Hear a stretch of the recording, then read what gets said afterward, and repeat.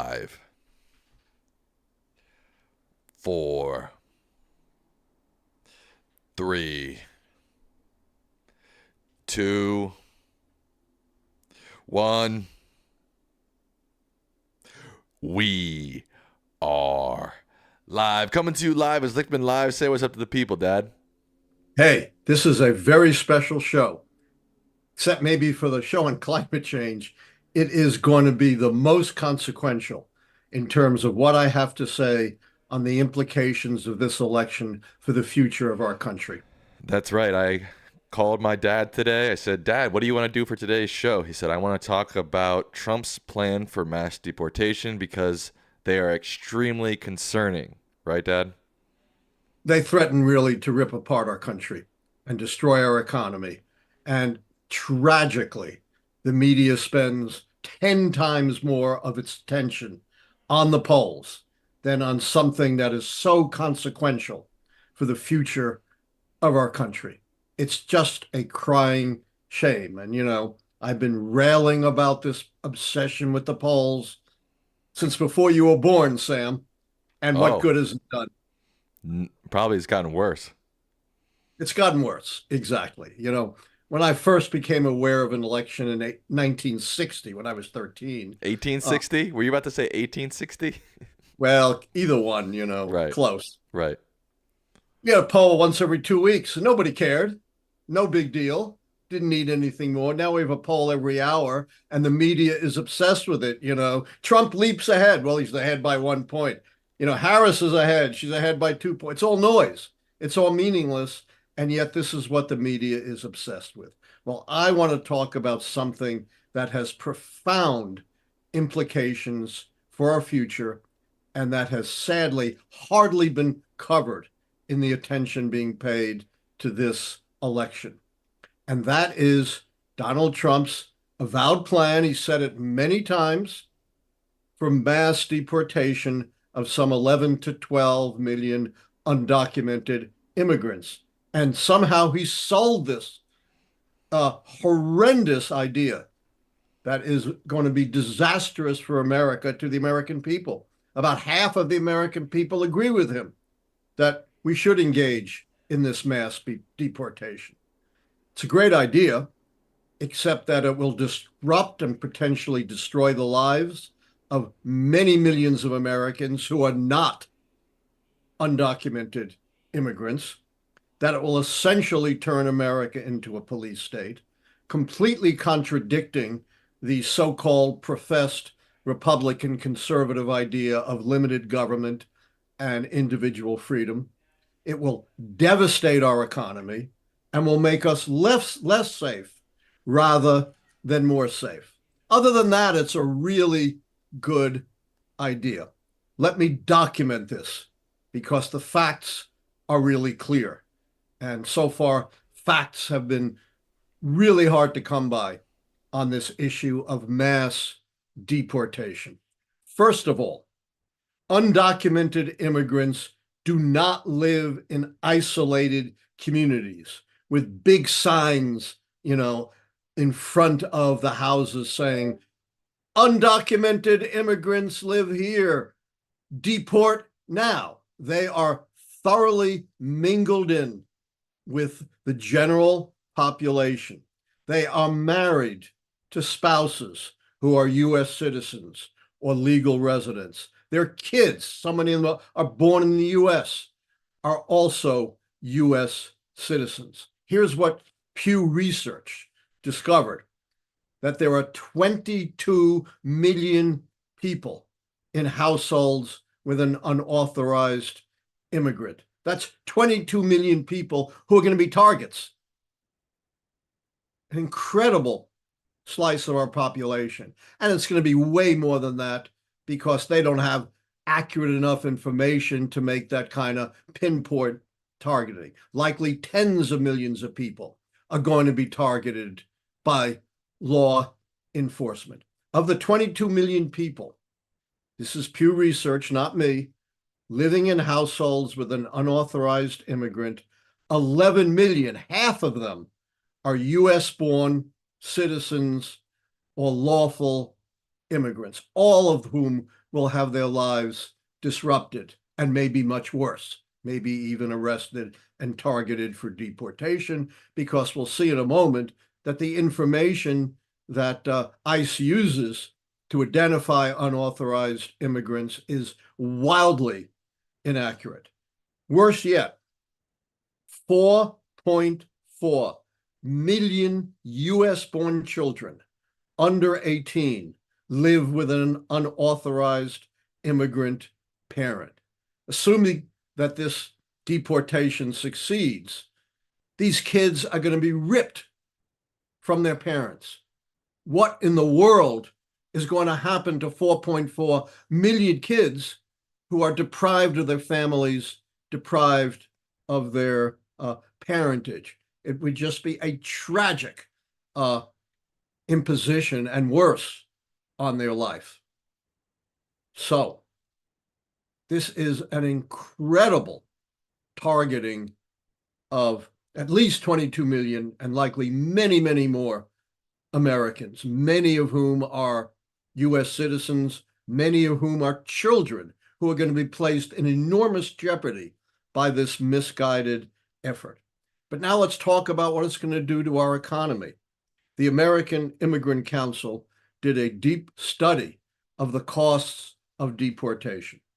Just the cost of deportation alone is going to be astronomical. You can't be investigating tens of millions of Americans and do it on the cheap. It's going to be incredibly costly. They assume, you're not going to deport them all at once. It'll be a long-term process. And they say over about 10 years, it's going to cost the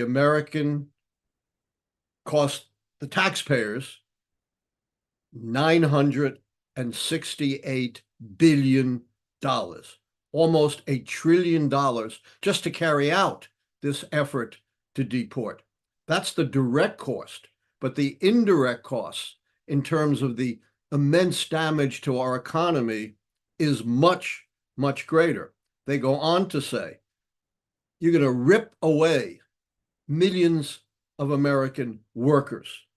They found that mass deportation would reduce the US gross domestic product, GDP, by 4.2 to 6.8%. That may sound like a lot, but it's enough to push the economy into disaster. Cost us, huge amounts of goods and services every year. And that doesn't include the tax losses.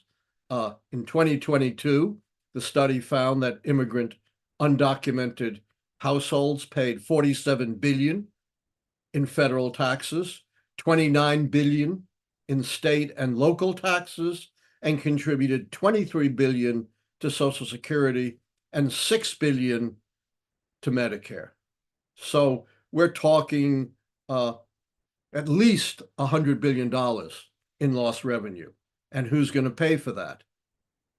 And it doesn't yet take into account another hit on the economy, and that is enormous labor shortages in several key areas of the economy: construction, agriculture, personal service, and hospitality.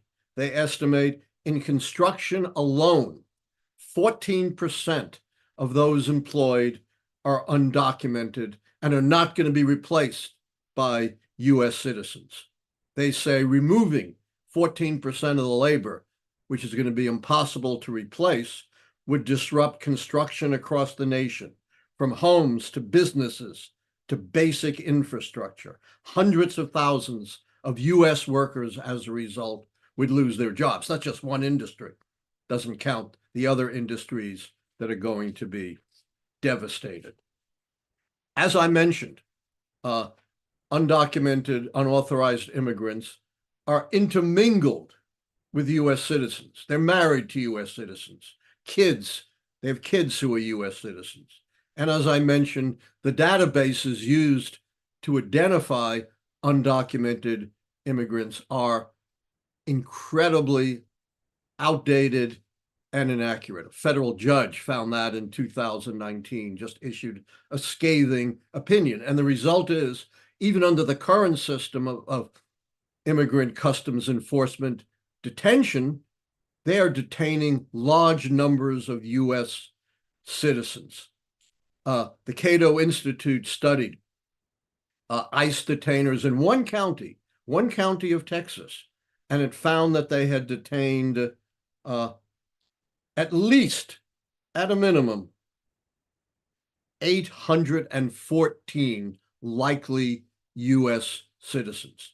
Projected just to the state of Texas alone, that's 3,500 U.S. citizens detained statewide from October 2005 to August 2017.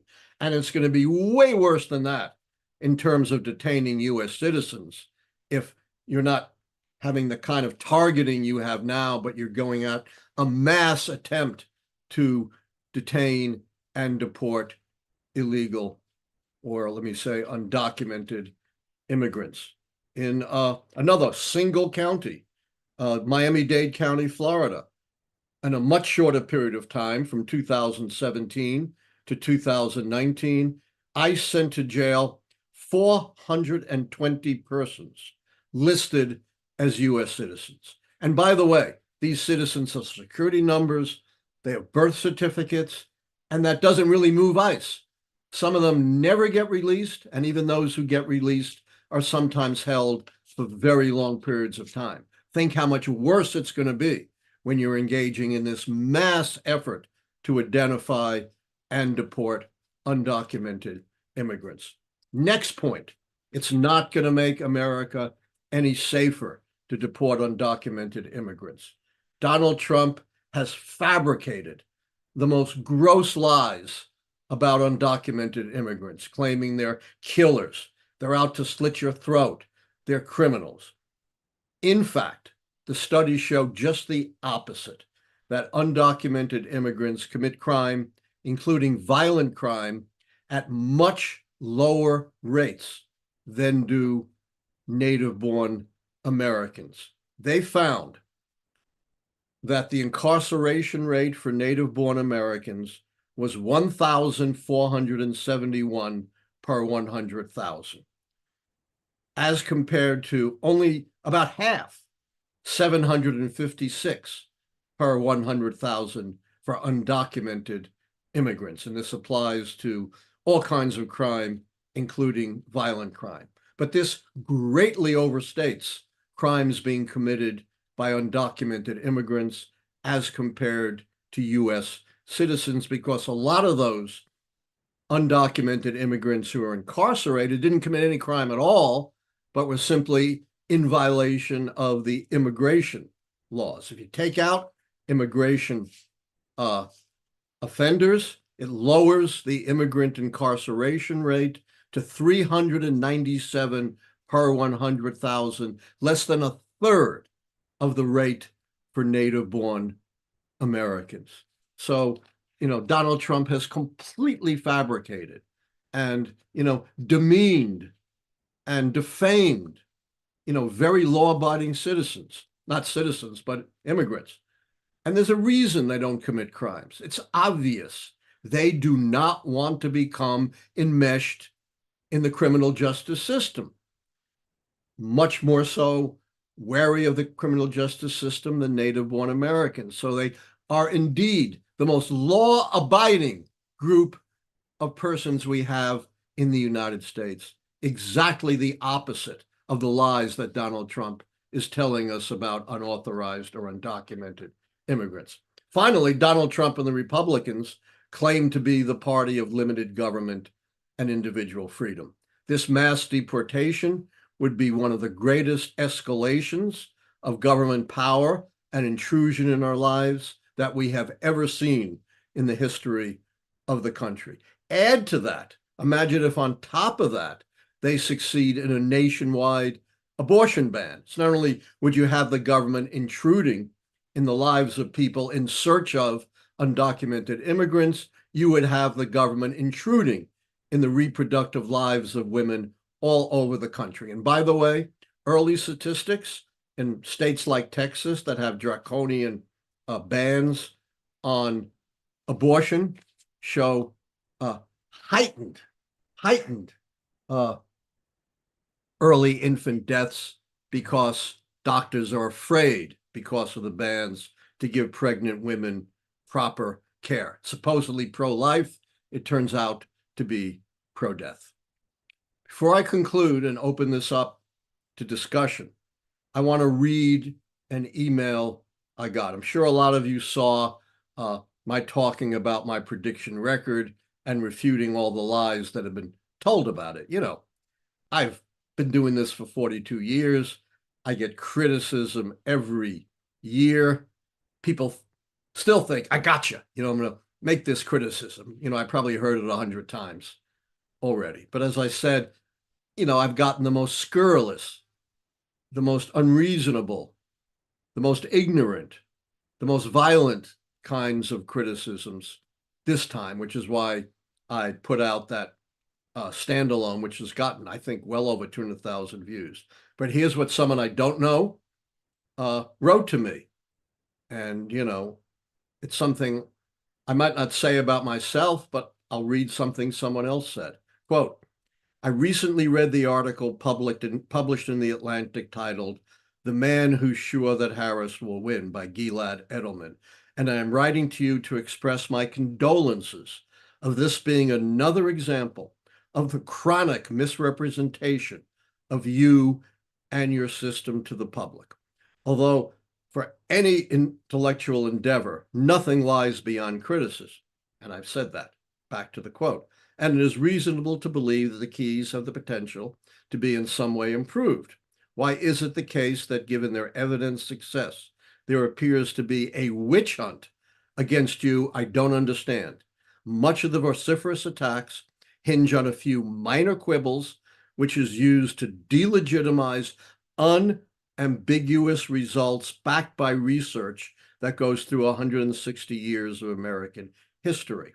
Not only is this the case, but after you're given your time for an interview with this journalist, he appears to selectively use quotations from it to frame you in an extremely negative light.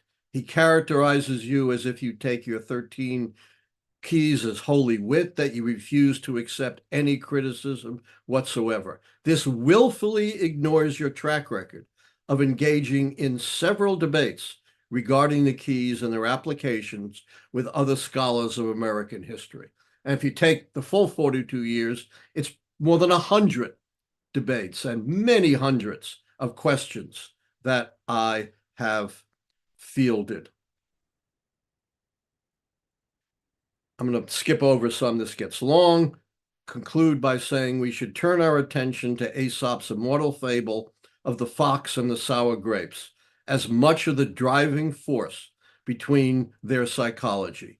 It is clearly the case that had this journalist devised such a system that continued to yield results anything comparable to the 13 keys, they would not subject to such scrutiny. Although I'm sure you are rightfully upset over this piece, I hope that ultimately you come to terms that given any success, there will be people who will do everything they can do to smear it out of spite, even to claim I'm wearing a wig when I'm not. It's real hair. Oh, it's real? I had no idea. It's as real as can be, Are we going to do this every week where we talk about your hair now? probably. It only Probably. took 5 seconds, maybe 20 seconds. Right. I am ready to open this up for comments and questions. As I said, this is the most detailed, specific commentary I've given because the media has been, I think, criminally derelict in failing to expose these and other policies that have enormous consequences for our country while focusing on meaningless polls. Can I add something to the conversation, Of Dad? course, So I don't know if people saw JD Vance did a sit down interview with a New York Times reporter where he claimed that there was something like 7 million American men who have left the labor force and are no longer looking for jobs because of undocumented workers. I don't know if you saw that, Dad. Did you hear about that? I did, but that's another complete fabrication. There Right. have been studies on that as well. No one has lost a job because of undocumented workers. Trump himself has hired undocumented workers. Why? Because he can pay them rock bottom Can I wages. That's can, what they work for. That's why, they're hired by these industries like agriculture, construction, personal service. No native stock Americans have lost their jobs because of that. well, I was gonna am I allowed to comment on this? I have done some research on this actually. Wow, you're way ahead of me as always. Yes. So Vance is citing a figure from Nicholas Eberstadt, who's a political economist. And Eberstadt did say that there's been a mass exodus of men from the workforce and men who are not looking for work anymore, too. But even in Eberstadt's own analysis, Eberstadt says that this is not due to things like tariffs or immigrants or stuff like that.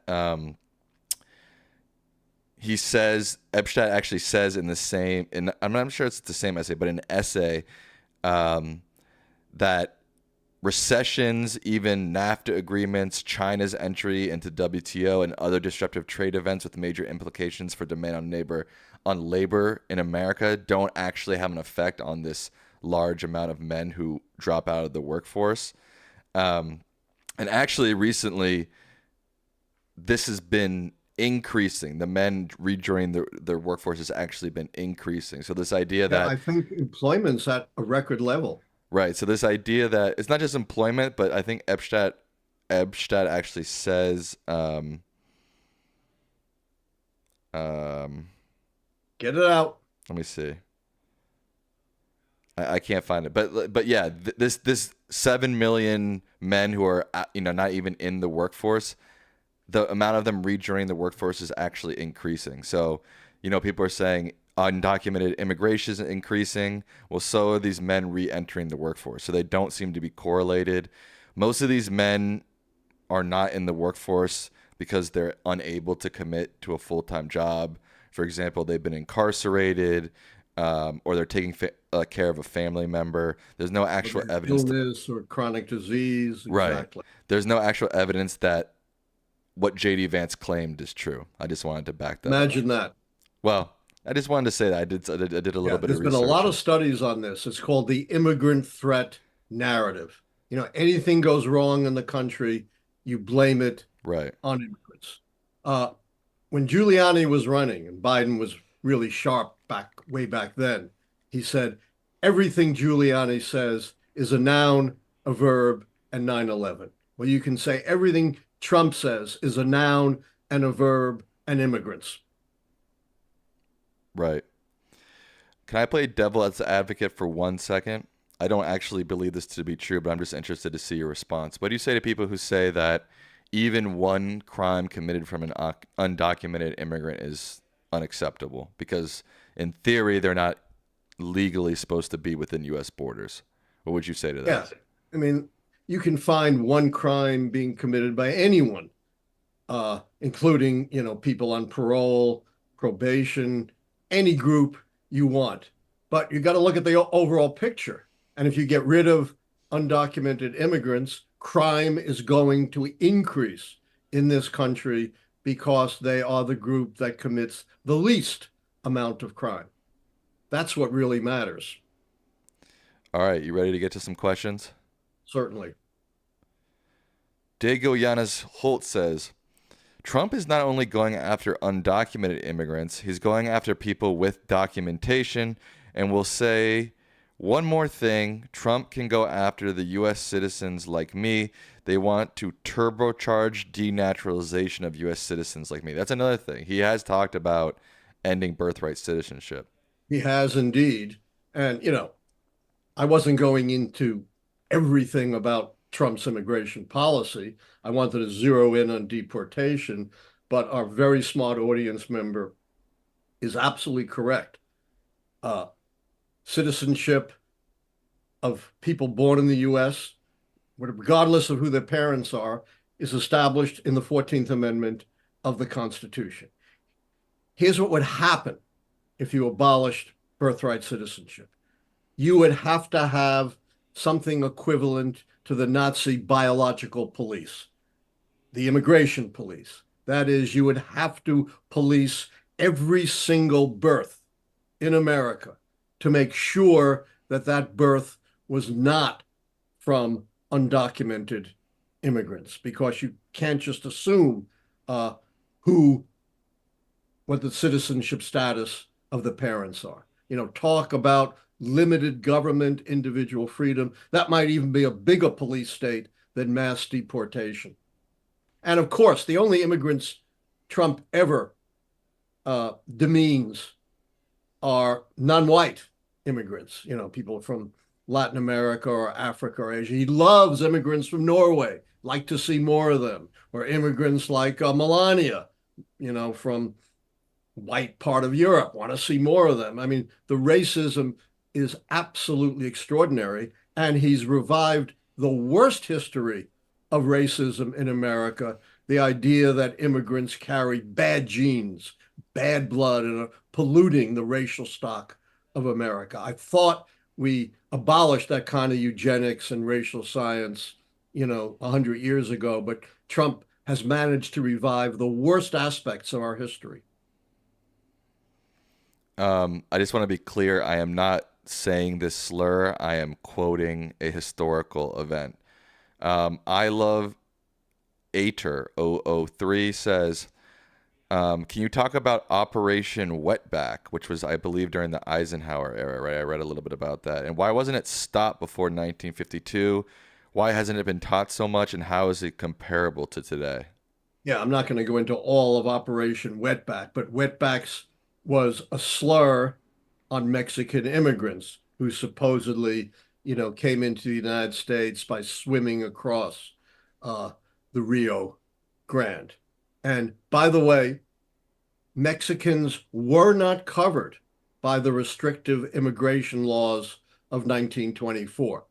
Jews and Catholics from Eastern and Southern Europe were covered, Asians were covered, but Mexicans and other Latinos were not covered. Do you know why, Sam? No. Same reason we see today. They were the backbone of the agricultural industry in places like Texas and California. And the big agricultural corporations wanted the cheap labor of Mexicans and other residents of Latin America, and Operation Wetback was a backlash against it and an attempt to remove so-called illegal Mexican immigrants from the U.S. Hero 75 says, the issue is that somehow people think Trump's deportation will not affect them. I live in a farming area in Ohio, and somehow the farmers seem to think that the deportations will only happen in the cities and won't negatively affect them. That's absolute nonsense. As we talked about, and we've heard testimony from this from those who work in the fields. It's not just the construction industry, it's also the agricultural industry. So you start deporting the illegal immigrants. As I said, even back in the 20s, they recognized the importance of immigrant labor. You were going to devastate the farming industry in the United States. Right. Philip H says, if that many undocumented folks are deported, the U.S. economy will be crippled. Illegals still or undocumented still pay sales tax. Removing this labor will increase prices for all Americans. Do you think that's true, Dad? Absolutely, an increased unemployment already documented. Just the cost of deportation alone, forget about the hit to taxes and the economy over a 10-year period or so, is going to approach $1 trillion. Huge hits to the economy, huge hits to tax revenue, and disruption of at least three or four basic American industries. Right. Not to mention the human toll. Who's Hubid? Human. Oh, human. Human toll. I thought you said Hubin. Kids losing their parents, Right. citizens being, arrested and threatened with deportation. It's not that easy to prove you're a citizen. Not everyone has a passport.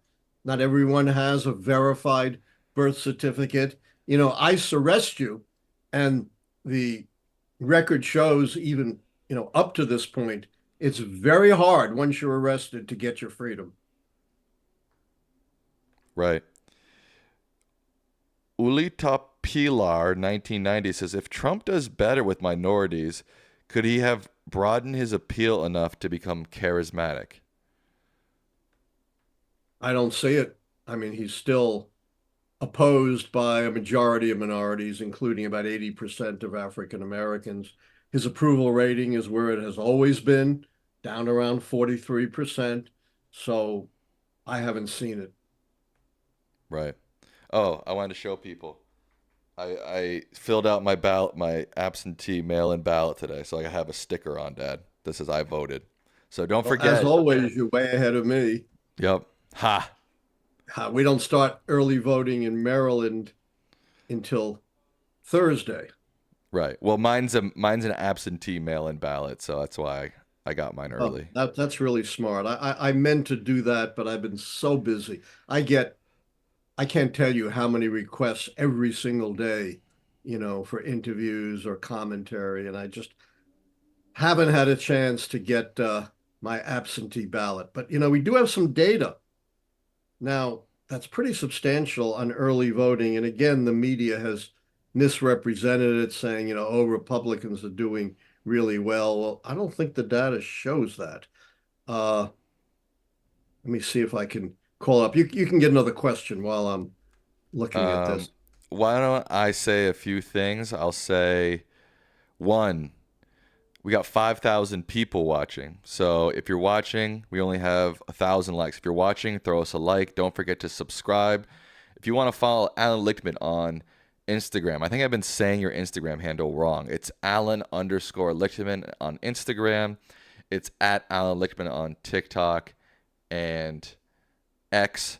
You can follow me at Sammy Licht on YouTube and Instagram. I do a live show, Lichtman Live post show after this show.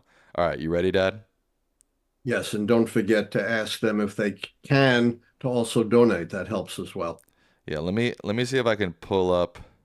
I have the statistics on early voting. I understand that, but I would like the folks at home to be able to see it too. All right, It's it's up. NBCnews.com early voting statistics 2024. Got it. It's up. Go ahead. All right. So let's look at, the critical swing states. So we start with Michigan, 1,159,000 ballots. That's a lot of ballots. Right. Uh, I think Michigan has 3 to 4 million votes. So that's a big chunk of voters. Right. 53% Democrats, 37% Republicans, 10% other. Now, it may have been a little better for Democrats in 2020, but 2020 was the pandemic year.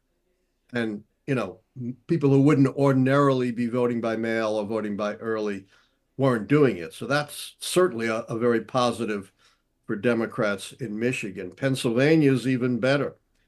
Not quite as many ballots, but still a lot, 922,000 ballots, 63% Democrats, 28% Republicans. That's a 35-point advantage, 9% other.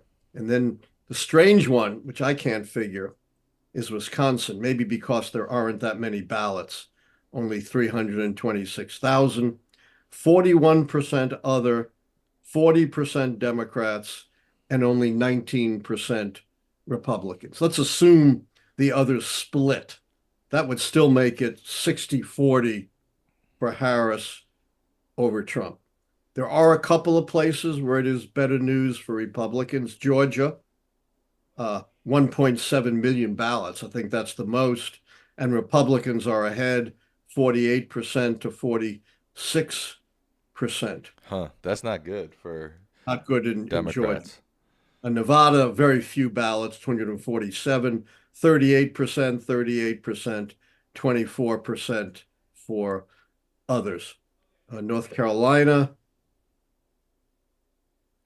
35% Democrats, 34% Republicans, 31% other. So very hard to tell. Hmm. And there are a lot of ballots, 1.3 million in North Carolina. Yeah. Do you think maybe we could be seeing some sort of Republican surgence in early voting since they've sort of, I mean, they've totally reversed their take on it. Now they're telling Republicans to go early vote. Do you think maybe that's affecting things? Absolutely. I don't think you can compare this election to 2020, both for that reason. They were actively discouraging Republicans from voting early, especially by mail in 2020 or 2016. So you have a different push here, which may account for the mixed results that we see. But Trump has to win North Carolina and Georgia, both. Democrats don't. If they win Pennsylvania, Wisconsin, and Michigan, they can still win the election. Right. Why do you think it is that the media is still? It's like we have real votes in now. Why do you think they're still focused on polls when we have actually people voting? That's what I don't quite understand. Even still. Because they have to cover the election every single day. And polls give this idea of drama that, candidates are sprinting ahead and falling behind every day based on the events of the campaign, and the pollsters keep score. You don't even have to get out of bed in the morning to write about a poll. Much more complicated, as we just saw, to write about the early votes. You actually have to Yeah. do some. But you could still, some of those lines you just gave can still apply to covering early voting. You don't have to get out of bed to report on early voting. It could still be dramatic in the sense that, for example, like in Georgia, it seems to be in Republicans' favor. In Michigan, it seems to be in Dems' favor. Yeah, I think it's very interesting, but it doesn't have the movement that the polls do. Literally hour by hour, the polls show movement, and the media jumps on that as the real story. But you're absolutely right. These are real votes. These Right. are I mean, votes in the bank. As I said in our session on voting early, my standalone, which has gotten over 100,000 views, these are votes in the bank. You never know what could happen on election day, right? You can be sick. You could have a family emergency. You could have a work emergency. You can have a weather emergency. So these votes are much more valuable than those who say, oh, yeah, I'm going to vote on election day. Well, they may or may not. right. Derek Taylor says Kamala has recently pitched that her administration is not going to be a continuance of Joe Biden's administration. Do you think that this is a good strategy considering the keys to the White House factor his administration as a success? Look, the keys do not depend upon campaign strategy. And the truth is, nobody knows what's a good strategy or a bad strategy because there's no model that has a track record of success to predict what is a good strategy and what is a bad strategy. I'm often asked about candidate strategy, and I typically don't answer the question because it's unanswerable. Nobody knows. If I didn't have the keys and you just asked me, I would say, how is it possible that Trump is not dropping 20 points in the polls? He has said the most deranged, the most offensive, the most unbelievably off the page dangerous things. 12 minutes talking about Arnold Palmer's private parts in the shower, saying Democrats are going to take away your cows and the immigrants are eating cats and dogs. Now they're after ducks, saying he's going to call out the military to control, the traitorous Democrats, on and on and on. How can a candidate say these things and still get, such incredible poll numbers? I'm baffled. I don't understand it. I don't have a model for it. As I said, I'm stepping outside the keys for a moment and just looking at this intuitively, and it makes absolutely no sense to me. I guess they a lot of people buy his lines that the real people who are using the government against their political enemies are the Democrats, even though of course there's no actual concrete evidence of that. But I guess if you believe that, then you think that Trump is in the right. Believe I don't know. anything. And you can believe that Trump is for the little guy when who's powering his campaign? Elon Musk, Harlan Crow, Peter Thiel, the richest people in America are propping up Trump. You really think Elon Musk is out and Harlan Crow and Peter Thiel are out for you, the minimum wage worker? Speaking of that, member Curry Way Downtown Bang says, I'm concerned with what Elon Musk is doing. He's offering $1 million a day to disrupt the election. What's your take, Professor? It's blatantly illegal in my view. Look, I'm not a lawyer, but it's my opinion. And unfortunately, we have one of the worst attorney generals in the history of the country. I don't say that lightly. He's a buddy of mine, Merrick Garland. I've known him for 60 years. I thought he was maybe the greatest judge in America and an absolutely awful attorney general. He dithered for 2 years before appointing a special prosecutor to investigate how Trump was trying to steal the election. If he had acted right after uh, January 6th, and we knew it happened, then all of this delay would be meaningless because all this would have been happening last year and everything would have been different. And of course, he doesn't have the courage or the fortitude to go after Elon Musk. He should have already opened up an investigation. If it's not blatantly illegal, at least it's borderline illegal and more than justifying an investigation. But an attorney general who's afraid of his own shadow is not going to do anything. Why do I keep seeing stuff that everybody says that it's a legal gray area if you're so certain it's illegal? I don't think paying people is a gray area. The law, Right. again, I'm not a lawyer, but as I'm pretty familiar with the law on campaigns financing and campaigning. You can't pay people to take political acts. I agree with you. I just don't understand why so many experts in the media are saying. I just feel like I keep seeing headlines from the biggest outlets saying experts say it's a gray area. Experts, say it's a gray area, et cetera, et cetera. If I'm wrong, and as I've said many times, I'm a human being, I could be wrong, and Donald Trump wins, the media needs to take a long, hard look at itself in the mirror and try to figure out how it so badly missed what was important in this election and instead riveted our attention on the trivial. And you know what? That reconsideration may not matter because, what goes around comes around. And I don't know what you're thinking in the media, but the independent media will be gone. Your ability to say what you think and report independently will be gone if Donald Trump wins. Remember who his model is. Viktor Orban in Hungary. And one of the first things he did was snuff out the political opposition and snuff out the free press. I don't understand why the media doesn't grasp that. For Meta, what thinks that Elon Musk trying to help Trump is trying to discredit your keys system. What do you think about that? I don't think Elon knows about the keys Oh, personally, I but think he does. you And do? I'm sure he is. Of I course, don't I know. can't prove that, but I can say whatever I want, right? Sure. Rob Z says, "Do you believe either Harris or Trump will break out in a reasonable lead before election day, or will polls remain within the margin of error and super tight?" I mean, I have no idea. I'm not a pollster. I suspect they'll stay within the margin of error. And anyone who's followed me knows the margin of error ain't plus and minus 3%. That's pure statistical error. Add on all the non-statistical error of non-response, people lying, people changing their minds, not getting likely voters right, and it's at least double. And it's not random. That non-statistical error is unidirectional. So the real error is at least plus and minus 6%, which means you have to have a gap of 12 points before it's not noise. Right. I see a lot Let of me our. add to that. Oh, go ahead. As in 2016, the question is not where the polls stand.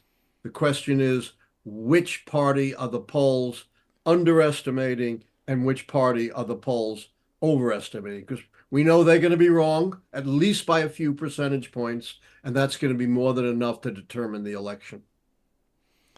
It's interesting. I'm reading through our members' questions and comments. A lot of people are thanking you, saying, you help ease their anxiety. A lot of people are saying they're getting more nervous because Trump keeps leading in the polls.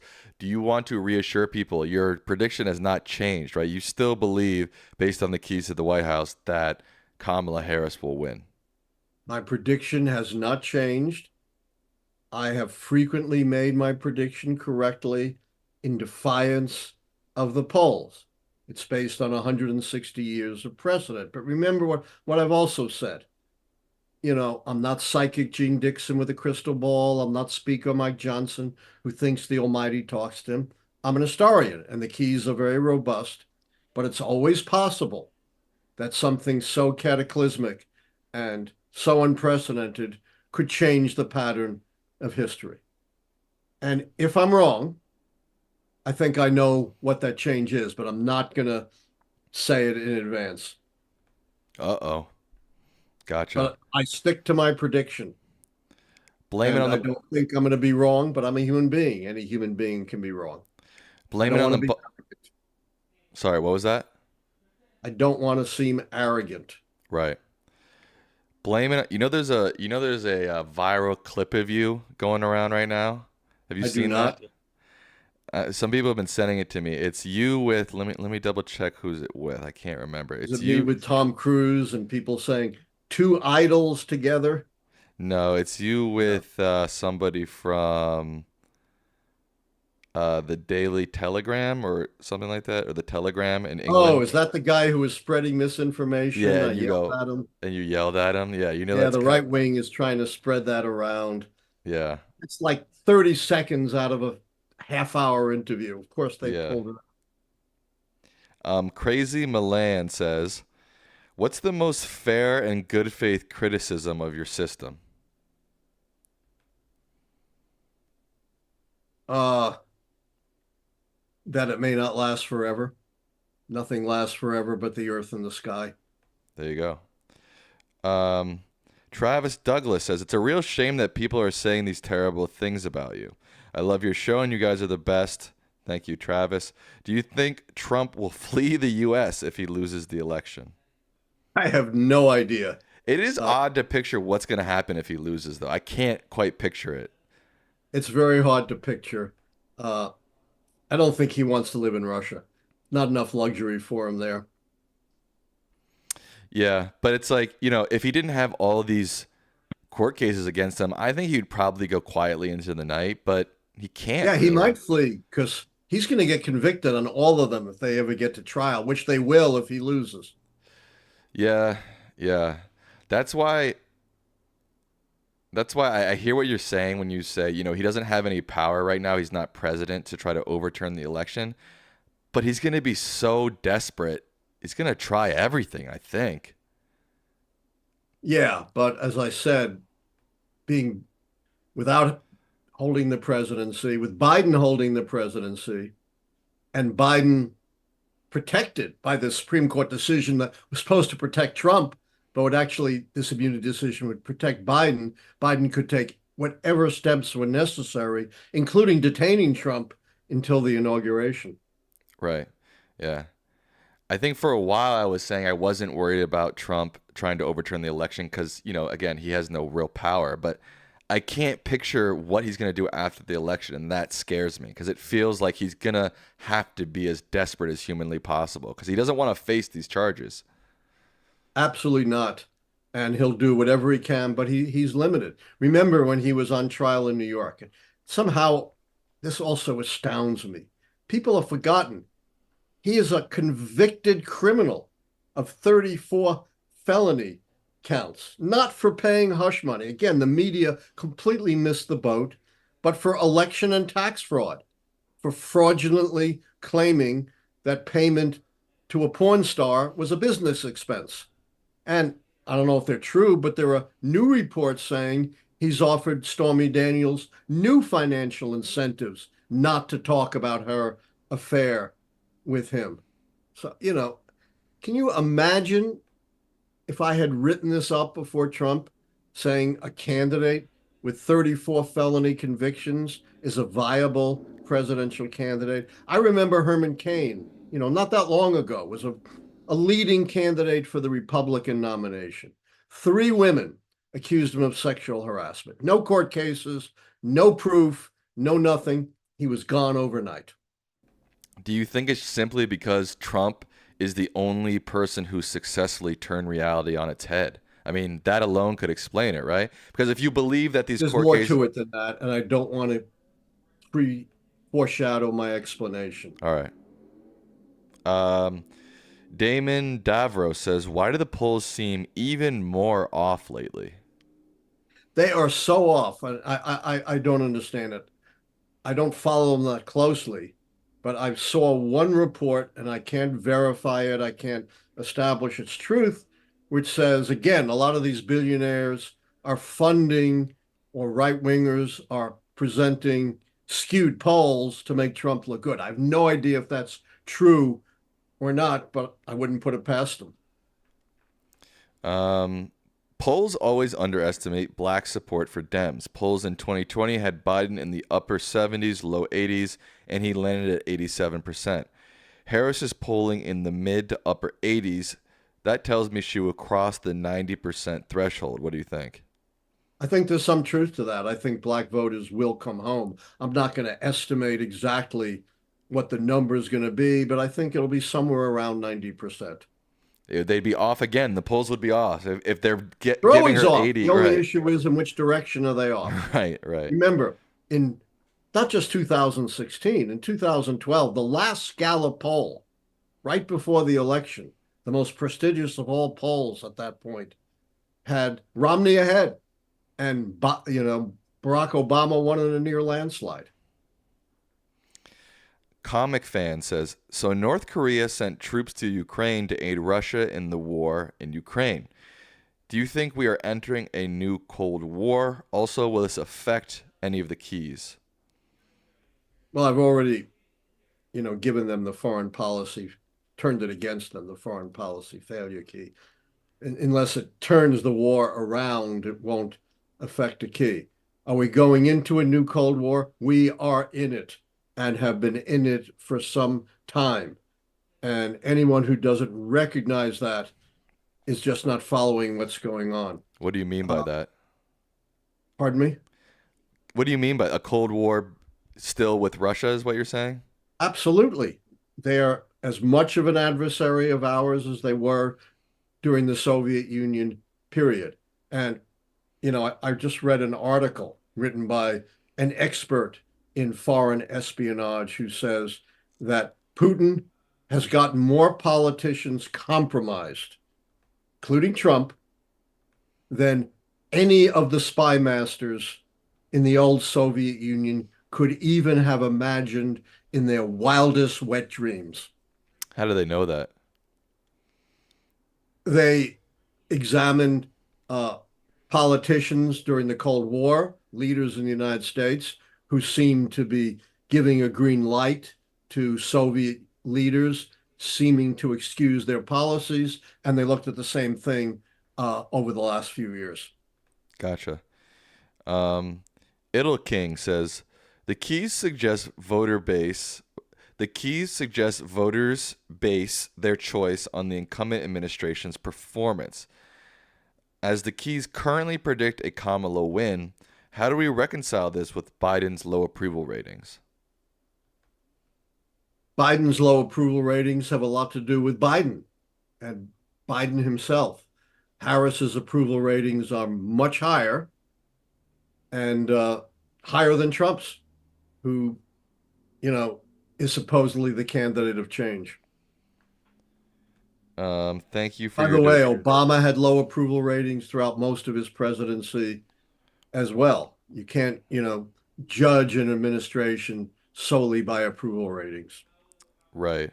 Shay Hendricks, thanks for your donation. I think we answered your question in our early voting coverage earlier. Up and Out says, did the Floyd protests turn the social unrest key against Trump in 2020? The quick answer to that is yes, right, Dad? Correct. Username, it just says username, donated 5 UK pounds. They're all the way from England, Dad. They say, Hey, that's more than $5. true. They say, why is the scandal key specifically directed at the president, not the administration or the incumbent party's nominee for the election? Because historically, nominees who aren't the president have not been the targets of scandal. It's presidents themselves, like Warren Harding or Richard Nixon or Bill Clinton, or Ulysses Grant, that have been the targets of scandal.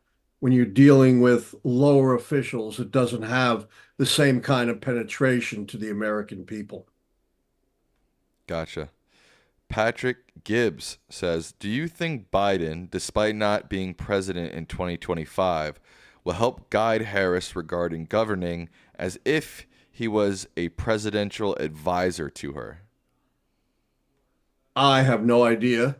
I can only speculate, and I hate to speculate, but it's not unreasonable to think that. But I don't have any inside information on it one way or the other. Still Alive says, "So there's a really, really high possibility that Netanyahu launches some major military operations against Lebanon and possibly Iran just to derail Kamala's election chances. What do you think?" I think Netanyahu is an absolute snake. I think he is horrible for Israel. He has made Israel an international pariah. He has been recognized by the UN as essentially a war criminal. Absolutely, he is a creature of the American right wing. They call him the Donald Trump of Israel. And I have no doubt that he would be willing to do whatever he thinks would help Donald Trump get elected. Um, Junaid Naik says, does Tim Walz remind you of Senator Paul Wellstone? If Wellstone survived the plane crash in 2002, would he run for president in 2008? And what do you make of and what do you make of How would five? I know? Let me finish their question. What do you Yeah. make of 538 making Pennsylvania a lean Republican state for Trump? Well, two different questions. I am a great admirer of the late, great Paul Wellstone. Tim Walz is no Paul Wellstone. Would he have run for president? Who knows? You have to have a special fire in your belly to run for president. He tragically died too early to tell. And I think that's nonsense with respect to Pennsylvania. It's again slavish attention to polls. And even the polls that I've seen, whatever they're worth, show Pennsylvania's even. Ben Valverde Lendert says, "How likely is it for SCOTUS to overturn the election if Kamala wins? You said you were worried about that in a previous video." I'm worried, but I'm hoping that they'll do like they did in 2020 and stay out of it. But I'm a little worried because the Supreme Court, as evidenced by the Dobbs decision, the decision on the disqualification clause of the 14th Amendment, gun control decisions, the immunity decision has been much more aggressive in promoting a Republican agenda. So I'm a little worried. Hillary Hack says, "What do you make?" She's a member. "What do you make of the Democratic lead in Florida and Texas with mail-in early voting?" Let's see. It's oops. The lead where? I didn't see that. Florida is 43% Democrat, 36% Republican, 21% other with 1.3 million votes in. And Texas is 50% Democrat, 43% Republican, and 7% other with 600,043 ballots in. Well, I hadn't really looked at those two states because I really didn't think they were likely to turn Democratic, particularly Texas. But those are very heartening results for Democrats. I still don't, I think it's almost impossible for the Harris to win Texas and very difficult to win Florida, regardless of what those early votes show. Democrats need to build up, I would think, a much bigger lead. That's why I don't understand Pennsylvania. Go to Pennsylvania. Okay. Okay, we're on Pennsylvania. 63% Dem, 28% Republican, 9% other with 921,720 ballots in. It's a 35-point lead. How Yeah. can they say that Pennsylvania leans Republican when you have that kind of enormous lead and a lot of votes, and there's going to be more votes to come? It would take a very huge Republican advantage to overcome that when it comes to election day. And Right. remember all the vicissitudes that can affect turnout on election day. What's a vicissitude? That's kind of unexpected events. Oh, I didn't know what vicissitude meant, to be honest with you. But you're a college boy. You got a master's degree. College boy, what does that mean?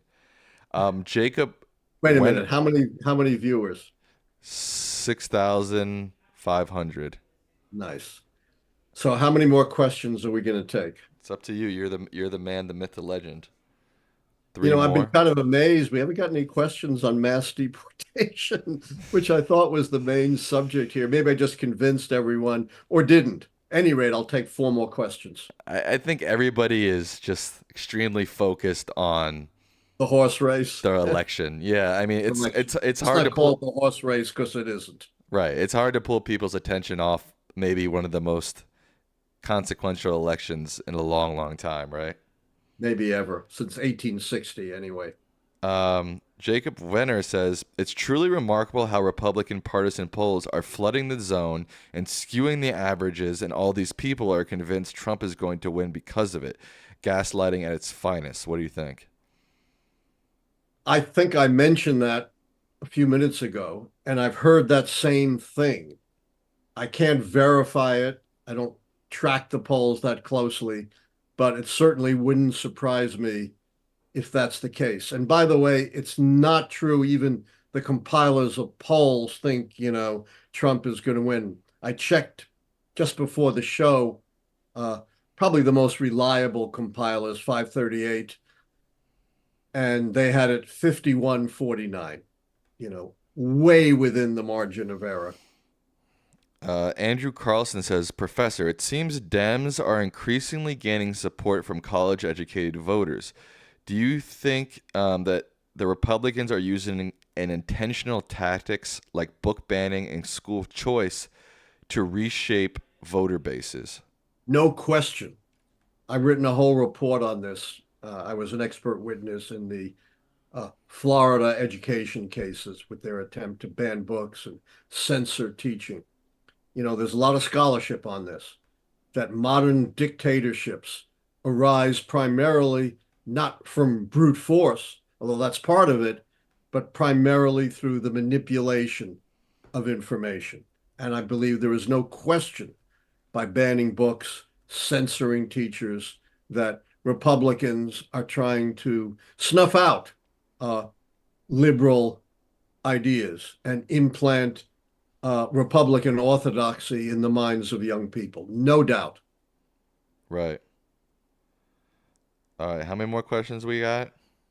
Two. Let's see. Nathan Phelps says, Dr. Lichtman, you've said in the past that Republicans have no principles and Democrats have no spine. A reasonable assessment. But what does the Democratic Party have to do, and what does it look like for them to grow a spine? They have to realize that you can't play not to lose. That's a sure way to lose. You got to realize Republicans are playing hardball and you're playing wiffle ball, and you got to get into the real game. But here's what the most important thing they have to realize. They've got to stop worrying that if they do something like investigate Trump, Republicans are going to come back and retaliate. Republicans are going to do what they are going to do, regardless of what the Democrats do. Democrats have to forge ahead with courage and boldness and do the right thing and for the country and do the right thing for their party and not worry about what Republicans are going to do in response. That's the most important message I have. Nice. Our Discord question for the day. If you want to join our Discord or our subreddit, it is in the link of this video. Oh yeah, and also tomorrow at 12:30 Eastern, Allan will be doing a AMA on Reddit with Our Politics. So if you want to check that out, make sure you're on Reddit on Our Politics at 12:30 Eastern. He'll be doing an AMA. AMA is Ask Me Anything, right? Correct. Thank you for And you clarifying. can. Yes. Just don't ask me if I'm wearing a wig. Our Discord question is one That's a criticism question. One criticism of your model that I see from others online is that you tend to do what's known as overfitting, a statistical error where a model relies too heavily on previous data. Can you give a reasoning why your model is not about overfitting? You know, people think they got you with this question. I've heard it for 40 years. My model is not based on overfitting. I am very clear to distinguish between the development of the model, which is based on past elections. It has to be based on past elections. You can't develop a model based upon elections where you don't know the outcome. So, but it's based on a very wide sample of past elections, 120 years, covering vast changes in our society, our economy, our politics, and our demography. And then obviously, this is the only way you can develop and use a model. I've applied the model prospectively since I predicted Ronald Reagan's reelection in April 1982. I can't have gotten 40 years plus of elections right by overfitting and depending only on elections where I know the answer. That would be impossible unless I was the greatest magician in the history of the world. Maybe I am. Maybe you are. All right, with that, we will wrap up. I want to quote Adam Smith, since he made a donation based off of our topic of today, which was deportation. They say, Uh, I implore everyone to look at the 2021-2022 National Agriculture Workers Survey, page 80. Up to 47% of all agricultural workers are undocumented. A mass deportation effort would be an instant disaster. Thank you so much. Thank I you, knew Adam. that was the case and I mentioned it, but I didn't have that particular piece of data. I didn't have that report in front of me. So thank you. Let me repeat, 47% of agricultural workers are undocumented. You pull out nearly half of the agricultural workers, start paying double for your tomatoes and eggs. All right, with that, we will wrap up the show. Don't forget the Lichtman Live post show is right after this on my channel, Sammy Licht. The link to that is in the description of the video or pinned to the live chat. Dad, what are your final words to the people? You look tired. Forget the polls, forget the pundits. Not only keep your eye on the big picture, but keep your eye on the consequences of this election. And if you have any influence with the media, get them off the obsession with polls and get them to communicate to the American people what's at stake in this election. Remember, you've heard me say this before, and I'll say it again. It's not just the evil people who wreak havoc on our world, it's the good people who don't do enough to stop them. All right, with that, we will end Lichtman Live. Say goodnight to the people, Dad. Good night. See you Thursday with something new and exciting. Heck yeah.